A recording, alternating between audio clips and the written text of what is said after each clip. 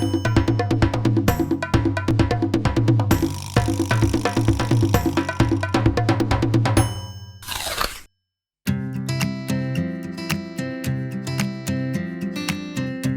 réseau Partage, c'est le réseau des acteurs de la transition alimentaire qui s'est créé sur le Grand Est. Donc l'idée, c'est de travailler avec les collectivités, les gestionnaires de déchets, les gérants de restauration collective autour du gaspillage alimentaire.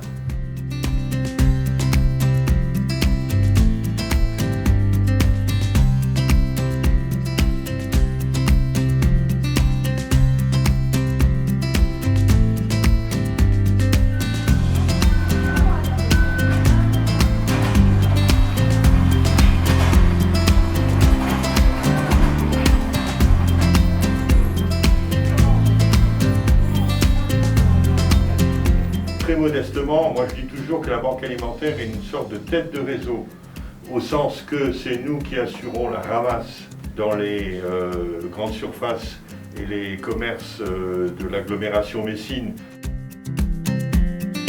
Nous avons à peu près 60 associations partenaires qui sont réparties sur l'ensemble du département de la Moselle. Et ces associations ont une convention avec nous qui leur permet de bénéficier des denrées qu'on a collectées.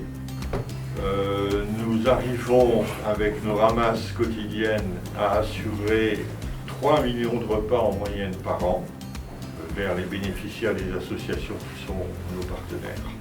Ce qui représente au plus fort 14 000 personnes qu'on nourrit par notre intermédiaire, ce qui n'est pas neutre.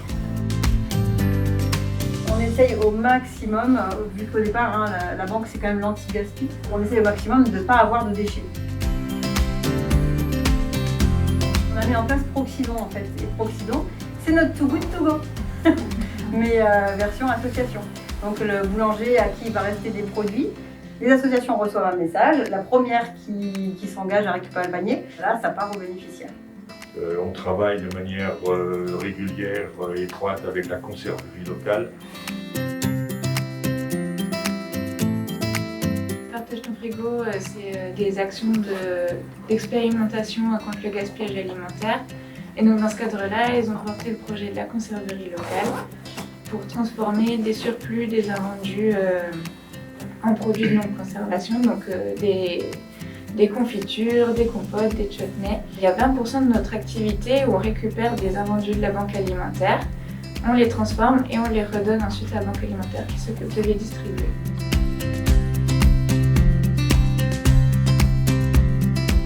Donc là on est sur TCRM Dida qu'on va visiter, qui est un tiers-lieu qui est né en 2013-2014 et aujourd'hui TCRM Dida c'est une centaine de résidents.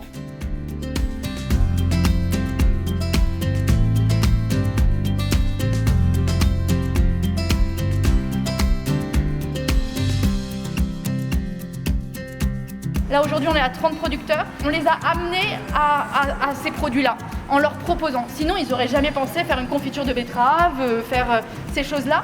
Si je leur dis je fais une confiture de lentilles et que je leur fais pas goûter, ainsi de suite, ils y vont pas. Et en fait en faisant goûter, en montrant, ils adorent parce que c'est leurs produits, c'est leurs légumes qui prennent une autre forme. Et c'est encore un pas sur la proposition qu'ils peuvent faire aux clients. Et c'est vrai qu'on les amène sur ces choses originales.